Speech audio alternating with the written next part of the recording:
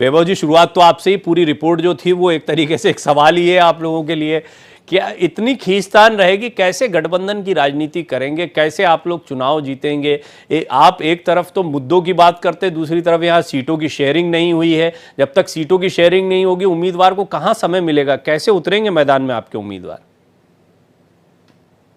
देखिए प्रवीण जी, ये धरातल की सच्चाई है कि जब भी चुनाव होता है तो सीट शेयरिंग एक अहम मसला होता है और हर दल अपने दल के लिए कुछ ज्यादा अपेक्षा करता है।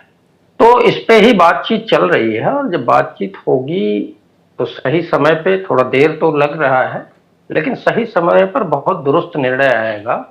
और जो मुद्दों की बात कर रहे हैं, आप भी ये बात मानते हैं कि मुद्दों के लिए ही कांग्रेस और महाविकास अघाड़ी वहां मजबूती से दिख रहा है। जनता में जहां किसानों की आत्महत्याओं को लेकर रोष है, इन जिन लोगों ने पीठ में छुरा घोंप के मुख्यमंत्री का पद पा लिया, उस पर भी जनता बहुत वो है, एकजुट है कि भाई ऐसा है कि अब तो इनका विदाई का वक्त है।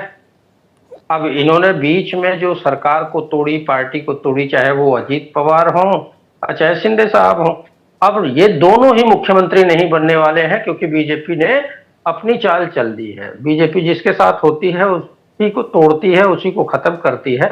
तो इसका सीधा सीधा असर दिखा है और यही कारण है कि जो महापालिकाएं हैं उनका भी चुनाव ये सरकार नहीं कर रही है क्योंकि इसको डर है कि हम हार जाएंगे और हार जाएंगे तो विधानसभा पे इस वक्त का प्रतिकूल असर पड़ेगा। ये लगता है कि इनके साथ जो महागठबंधन में, इनके गठबंधन में जो लोग थे, एक दो लोग छोड़ के भी गए हैं। ऐसा नहीं है कि बहुत कुछ अच्छा चल रहा है, लेकिन जनता इस बात को भी देख रही है कि जहां एक तरफ महंगाई, बेरोजगारी है, किसानों की समस्याएं हैं, युवाओं की रोजगार की समस्या है, संविधान की समस्या है, इन हर मुद्दों पे जनता जब सोचती है तो ये देखती है कि ये तानाशाही चल रही है और इस तानाशाही में जनता का ही नुकसान हुआ है। तो जनता एकजुट है। हाँ, जो वास्तविक एक समस्या होती है गठबंधन में सीट शेयरिंग की, कई बार ये बीजेपी भी करती ही है और सबके साथ ये समस्याएं होती हैं। तो सीट शेयरिंग पे बातचीत चल रही है और समय से इस गुत्थी को सुलझा लिया जाएगा और महाविकास अघाड़ी जो है वो सरकार बनाएगी। ठीक है, ऐसा मुझे विश्वास है। वैभव जी, अब ये बात जो है आरजेडी की इसलिए भी पूछी मैंने सत्यव्रत जी से क्योंकि यही बिल्कुल स्थिति, मेरे साथ अबू आजमी साहब थे, उन्होंने तो साफ कहा कि कांग्रेस को ये गलती नहीं करनी चाहिए, आपके सहयोगी हैं।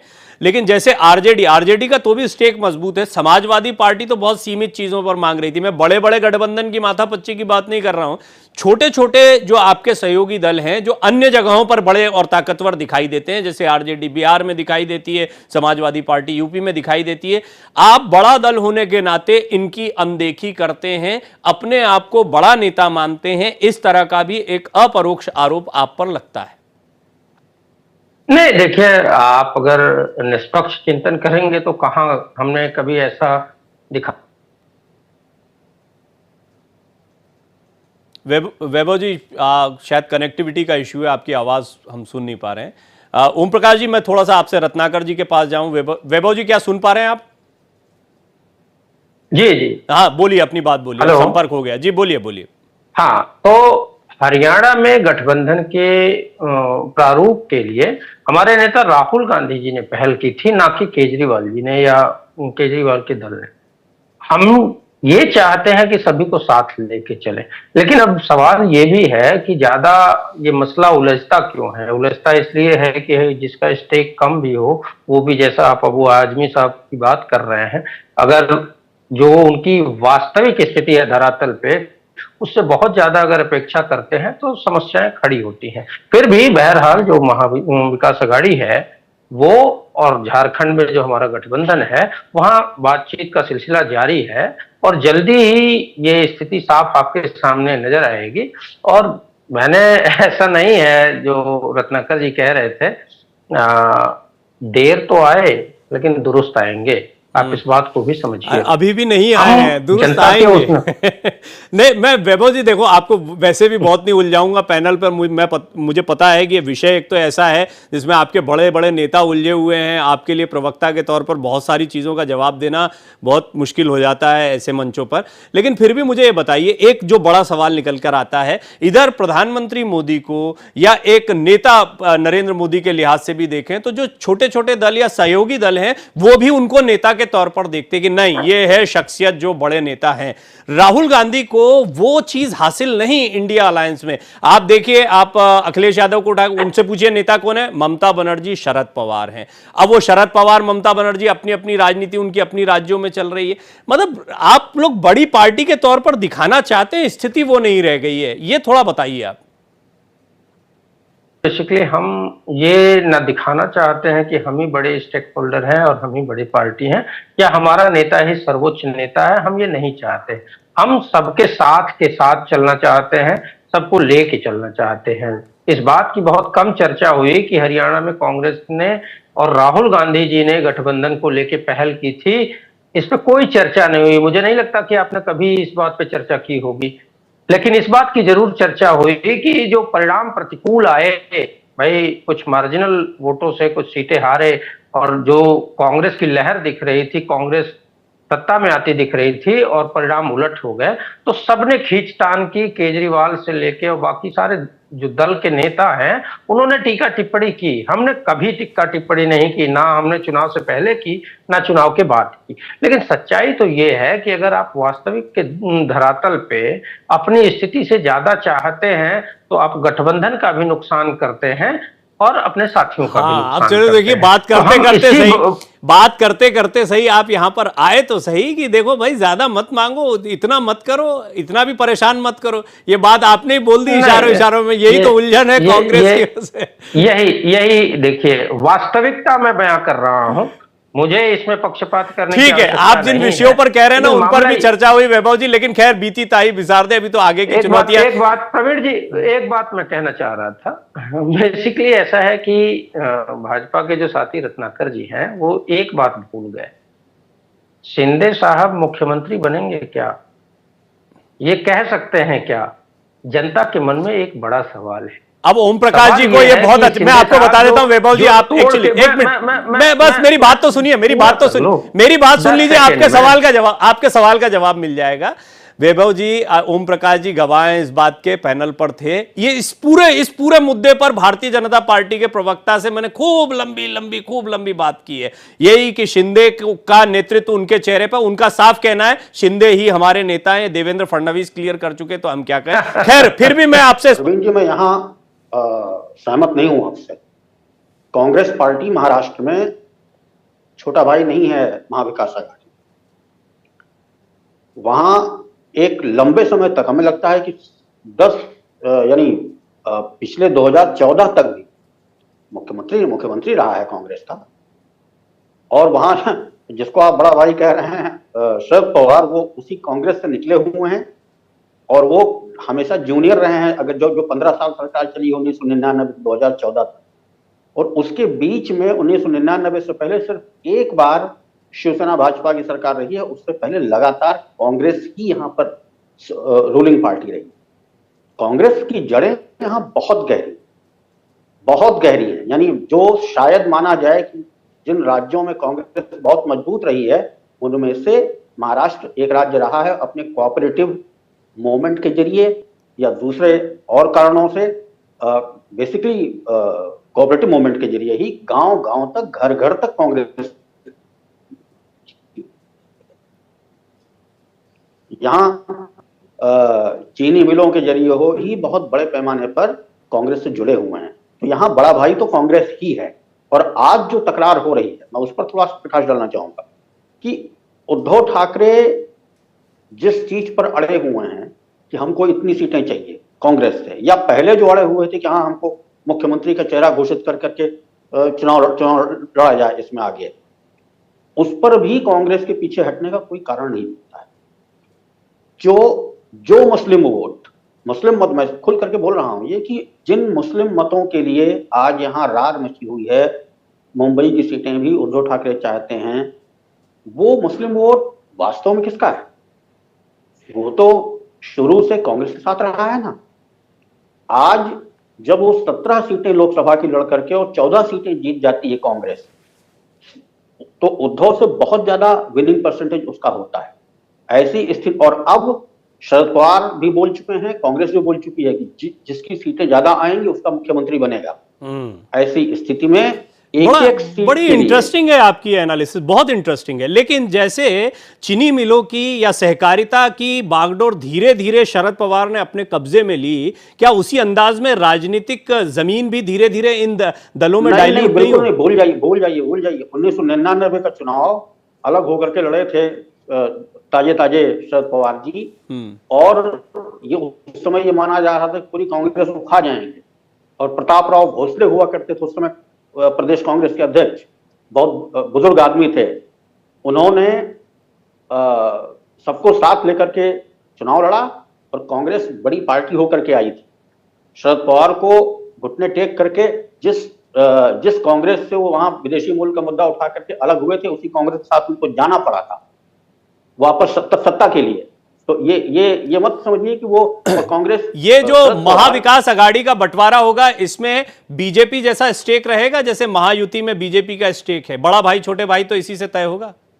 बिल्कुल हो सकता है, बिल्कुल हो। अगर तीनों दल बराबर बराबर सीटें लेके लड़ते हैं महाविकास आघाड़ी के, तो मुझे तो लगता है कि कांग्रेस इसमें शरद पवार और उद्धव ठाकरे दोनों से ज्यादा बाजी मारी। और इसीलिए उसके नेता दिल्ली में अड़े हुए हैं कि हम विदर्भ की 12 सीटें छोड़ेंगे नहीं। विदर्भ कई बार वेरी इंटरेस्टिंग, ये यही तो फायदा होता है ना आप जैसे पत्रकार जब होते हैं, तो ये एक बहुत ही इंपॉर्टेंट पॉइंट आया। वैभव जी काफी कुछ कहना भी चाह रहे थे, लेकिन वैभव जी एक चुनौती तो है आपके साथ में। राष्ट्रीय राजनीति में आप सबको एकजुट कर लेंगे, क्षेत्रीय राजनीति में तो इनका प्रादुर्भाव ही, चाहे शरद पवार हो, उधर ममता बनर्जी, किसी को भी उठाए, इवन अरविंद केजरीवाल जी, जितने भी साथी दिखाए वो तो कांग्रेस पे ही तो खड़े हुए हैं, कांग्रेस को गिराकर खड़े हुए हैं।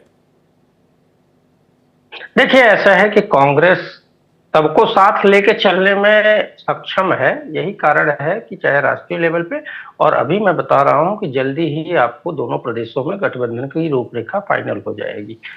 अब भाई रत्नाकर जी कह रहे थे सहूलियत की राजनीति। सहूलियत की राजनीति वो होती है जनाब, जब आप मुफ्ती साहब के कदमों में बैठ जाते हैं और मुफ्ती साहब मंच पे मोदी जी भी होते हैं और कहते हैं कि विधानसभा चुनाव शांतिपूर्ण ढंग से हुआ, इसके लिए पाकिस्तान और आतंकवादियों को श्रेय जाता है, मैं उनका धन्यवाद करूंगा। ये सहूलियत की राजनीति होती है। सहूलियत की राजनीति ये होती है कि पहले आंध्रा में आप समर्थन ले रहे होते हैं वाईएसआरसीपी से, और फिर अचानक से टीडीपी के पास चले जाते हैं। सहूलियत ये होती है कि उड़ीसा में पटनायक जी का सहयोग लेते लेते आप उन्हीं को जड़ से उखाड़ देते हैं। सहूलियत ये होती है। अब बात रही, देखिए, कांग्रेस के स्टेक की, जब निर्णय हो जाएगा, कांग्रेस और महाविकास आघाड़ी जनता के मूल मुद्दों के लिए खड़े हैं। और जैसा कि मध्य प्रदेश, छत्तीसगढ़, राजस्थान के बाद हरियाणा में प्रशासनिक दुरुपयोग, सिस्टम के दुरुपयोग, इन सबका जो संदेश आया है, जनता इसमें ज्यादा प्रखर होके निकली है और जनता ज्यादा एहतियात बरतेगी, और खासकर हमारे सभी पार्टियां भी। जी, आ रहा हूं। अब एक बात, रत्नाकर जी जो बात कह रहे थे, और आपने भी कहा कि बहुत सारी डिबेट की है और उसमें यह आया कि शिंदे ही मुख्यमंत्री होंगे। बड़ा हास्यास्पद नहीं लगता है प्रवीण जी? नहीं, मैं बीजेपी का पक्ष होंगे नहीं, वो तो मैंने ये भी कहा कि भाई जीते, पहले तो जीते, उसके बाद ही तो तय होगा नेता कौन। पहले जीत रहे हैं कि नहीं जीत रहे हैं। प्रवीण जी, मैं उस पर नहीं जा रहा। मैं बेसिकली जब आपके डिबेट में ये आया था कि भाजपा के लोग, ये देवेंद्र फडणवीस जी का औपचारिक बयान है, देवेंद्र फडणवीस जी का औपचारिक बयान है, सार्वजनिक रूप से दिया हुआ। नो डाउट, मैं वो बात नहीं, मैंने आपके ऊपर आरोप नहीं, जो भी ना मैं ये कह रहा हूं कि ये बात यहां पर निकल कर आई कि ये शिंदे के नेतृत्व में लड़ रहे हैं, ये भारतीय जनता पार्टी कह चुकी। हाँ, ठीक। अब जनता इस बात को समझ रही है कि जिस बाला साहब ठाकरे के कदमों में बैठ के भाजपा ने महाराष्ट्र में राजनीति की थी, उनके बेटे उद्धव बाला साहब ठाकरे के नेतृत्व को स्वीकार न करने वाली पार्टी अचानक से सहूलियतवादी हो गई और शिंदे को नेता मानने लग गई है। ये सहूलियतवादी नहीं है, तो जनता ये कह रही है कि ये सब झूठ बोल रहे हैं, प्रधानमंत्री जी भी झूठ बोलते हैं, ये सब भी झूठ बोलते हैं, और शिंदे कहीं पर नेता वैभव नहीं जी बनने वैसे वाले टाइम हैं। पर तो इस ये वजह से- बीजेपी वाले वो वीडियो वायरल करने लगते हैं कि जिस दिन मुझे कांग्रेस से गठबंधन करना पड़ा अपनी दुकान की शटर गिरा दूंगा, ताला मार दूंगा। ओहो सर, वीडियो वायरल करना और एडिटेड डॉक्टर वीडियो और नहीं, बयान ये उनका चलाना बयान है, ये भाजपा उनका के बयान है IT सेल का भाई, मूल काम ये है। डॉक्टर नहीं है तो मैं बहुत क्या कह रहा हूँ, नहीं, वो चल सकता है, वो चला सकते हैं, लेकिन कांग्रेस ने महाविकास आघाड़ी में उद्धव जी को मुख्यमंत्री बनाया था, तो इसमें कोई डाउट नहीं है।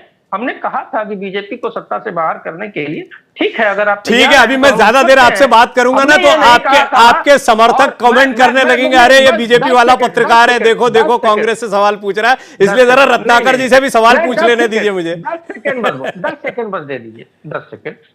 जो उद्धव जी के बदौलत बीजेपी ने इतनी सीटें जीती थी, उनके गठबंधन में साथ रह के, उस उद्धव जी को इन्होंने बाहर कर दिया और उनकी पार्टी को तोड़ डाला।